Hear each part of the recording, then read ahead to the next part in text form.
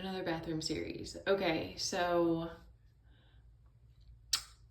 I've been I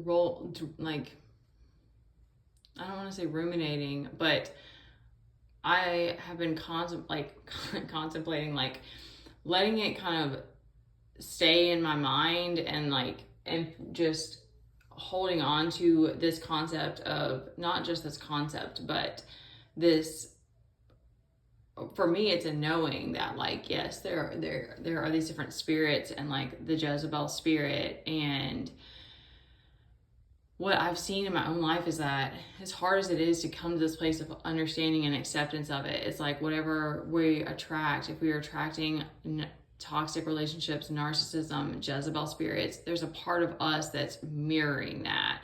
So like, and it all to me comes back to a lack of power. Is it's like when I gave that power away in myself, when I was playing victim, when I felt unworthy, when I felt not good enough for something better, I accepted something less than, or even wanted like power over something, that is the Jezebel spirit to me.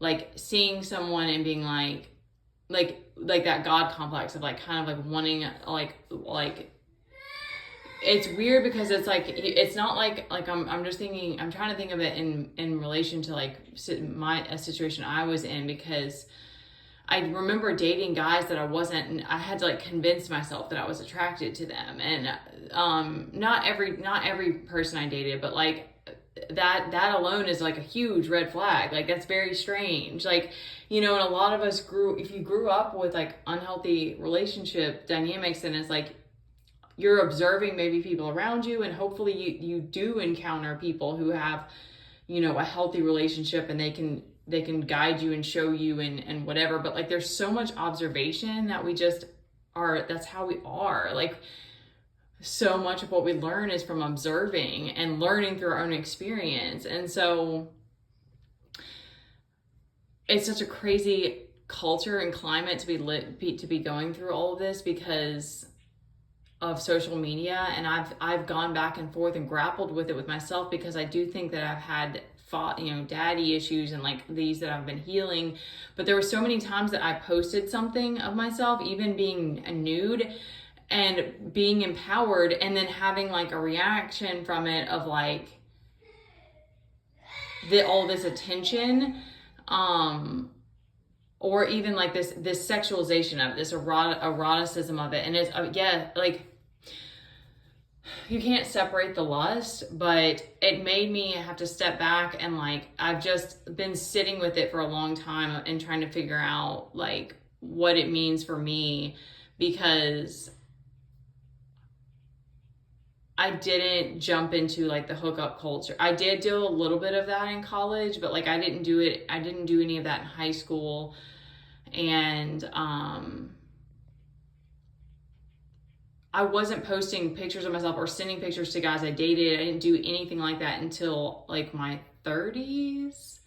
Yeah, because I think when I even was like, because I didn't really even post pictures I had some pictures on Facebook, of course, but like not like body oriented or anything like that. Like when I was really into running, I used to wear baggy clothes. Like I've had different places in life with that. Like we grew up with like my mom liking to take us shopping and stuff. So like fashion has been like a thing, but like I've had so much of my own body image issues that there have been a lot of times in my life where I didn't have that confidence, or I just wanted to cover myself up. So it's been a mix. So but that's a realization that I had like, and I still haven't really sat with that of like, what times in my life was I like using some kind of like romantic or sexual power over a guy, because it's alarming, it's scary. And it's like, but then you kind of get this like understanding that, you know, any one of us who's has grown up and we didn't see, or we weren't around a lot of stable relationships, or we didn't see that dynamic, we didn't experience it, like, but you still want to explore that, you still want to learn, you're still trying to learn who you are, and like, you know, and then you know, and then you learn the hard way that it's like, then because people siphoning your energy, or like wanting to have power and control over you, and then it being this battle all the time, like, you know, that's the toxicity, that's the painful conflict that is destructive. So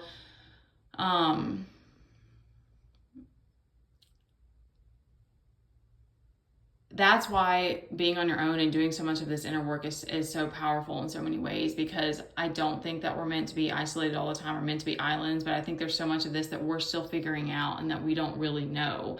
And because of the insanity of all of these mental health issues that we're in right now,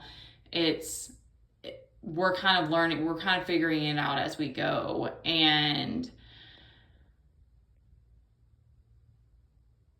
until you like know yourself and know your emotions, to me is such a big part of this on like a deeper level, and how to be able to communicate that without fear and be able to be vulnerable without fear, and know that you can also protect yourself, that you can come back to your own home, your own safety.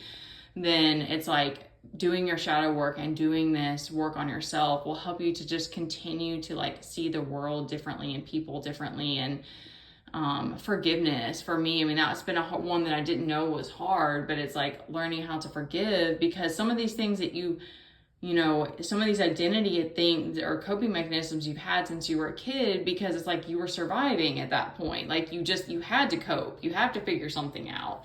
And I thought about that today, even, is that life is still survival. Like it's so easy. We forget that, because it's like if you have moments when you are secure, you are stable, or,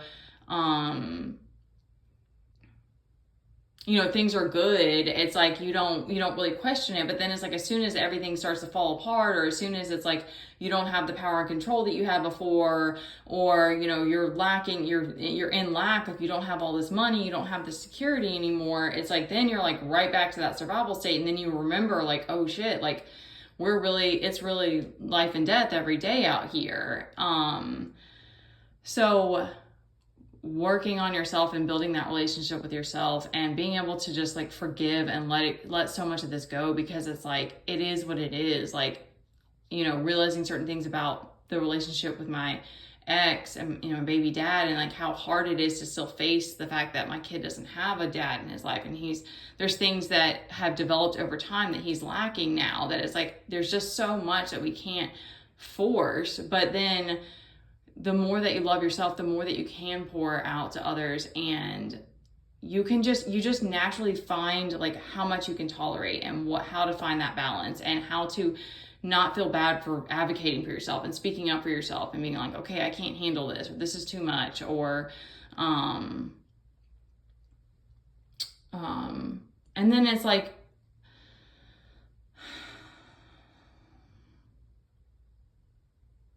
you just accept that not everyone's going to be, you know, people aren't going to be growing with you, and like there's not going to be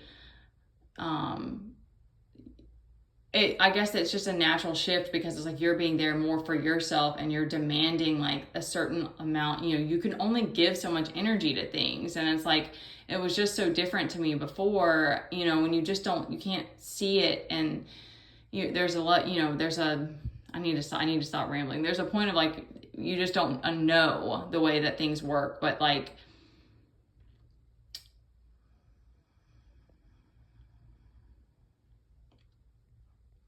there's so much that comes from trusting yourself and building that relationship with the universe or source or God or whatever words that you want to give to that. That's so profound and beautiful, and will help you to let all the baggage go and accept, you know, whatever reality that you're in and situation. Because there's going to be things like, y'all, this past year, I don't know how to nutshell it, all the things that I went through, and like the things that I was like, I didn't deserve this. But it's like, then it just doesn't matter. You're like, okay, it was another lesson. It was another test. I really didn't want to have to do that then, but it is what it is. Like, I didn't have control over it. And you can just let it go and know that you're still doing your best, you know, in this moment, and trying to give to yourself, and trying to show up, and all of these things, and that you're just one person, you know? So,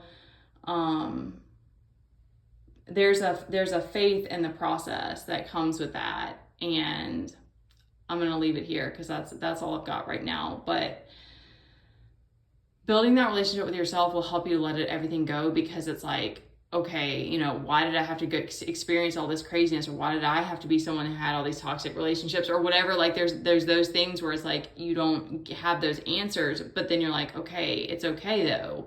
Like I've got me now, and I'm only in control of this and this and my attitude and, you know, how much I can give today, and that's enough. And you don't feel this like guilt or this like I'm a bad person, or, you know, have all these otherworldly expectations of yourself anymore. You're like, I'm just doing the best I can right now, and I'm proud of me, you know?